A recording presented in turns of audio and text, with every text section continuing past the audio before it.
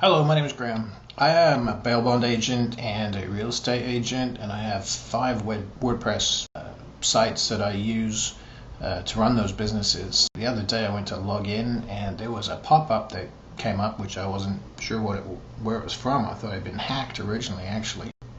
So I looked into what was going on. I got a hold of my hosting company, and sure enough they put it up there to stop this botnet that's running right now as we speak on the internet, hacking WordPress sites. Now I don't want you to take my word for it. You can check out some of the links below and see what's really going on. So anyway, I needed to get some security on my site. I actually installed a free WordPress security plugin, and I hadn't actually used it. So I looked at it again, and then I looked at some of the others.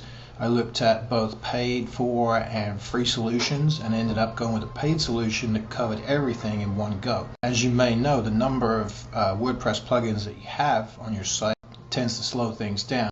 Page load times are very important to your ranking, so if it takes too long, people just don't even bother, they just go next. So I went for the all-in-one solution, which I like the most, which was SecureScanPro. So check it out and see what you think.